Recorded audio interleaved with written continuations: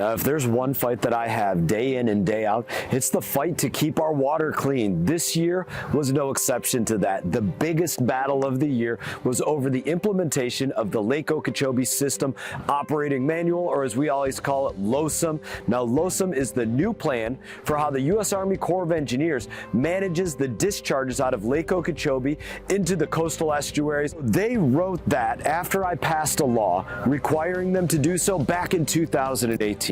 This has been a 5-year process, and we are about to cross the finish line. LOSOM should have been implemented in June of 2023, but at the last possible second, another federal agency with the bureaucracy that they bring with them, the National Marine Fisheries Service, hit the pause button on all of the progress that was taking place. In your comments, you noted in the very beginning when you received an invitation to the project delivery team that basically you weren't going to participate until the very end. I consider that to not be an appropriate way for an agency to operate. It's essentially what your letter says here. Is, to your knowledge, is NMFS looking to make changes to the Lake Okeechobee System Operating Manual as has been put forward to this point and agreed upon by basically everybody?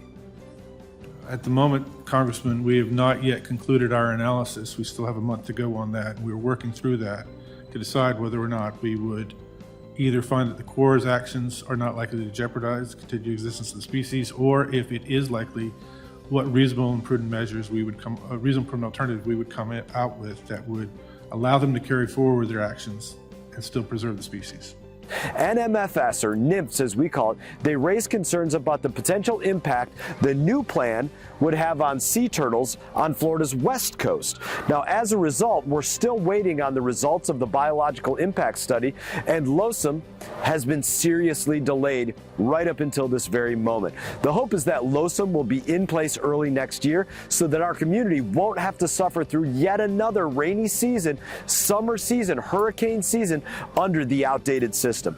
But despite that setback, we still made some real progress this year. The Army Corps of Engineers implemented a requirement that I passed into law last year that all Army Corps of Engineer personnel, whether uniformed or civilians, who are working at the Port Mayaca Lock and Dam and exposed to toxic algae blooms for hours every day as they're out there working around it, have to have a note placed in their file denoting their exposure to harmful toxins, so when they retire from the military some years down the road and they have serious medical conditions, they're not having to try and prove what actually happened to them because of the hours they spent working on these toxins. It will be in their file. So I asked about how this new requirement was actually working.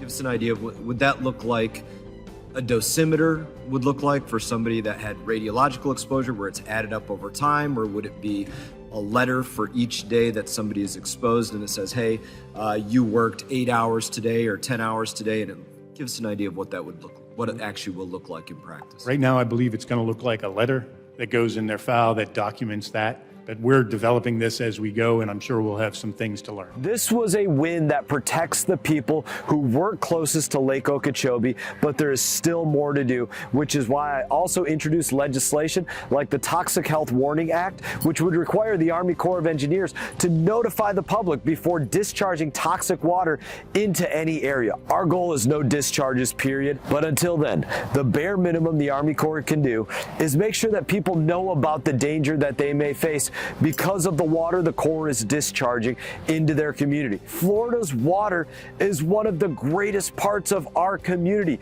We love to have fun on it and swim in it and boat on it and fish in it and live on it. And it's why we'll fight every day to make sure that we protect it. Hey everyone, thank you for watching this video. If you enjoyed the video, please click like and subscribe. I will be back on YouTube with more exclusive content, so stay tuned.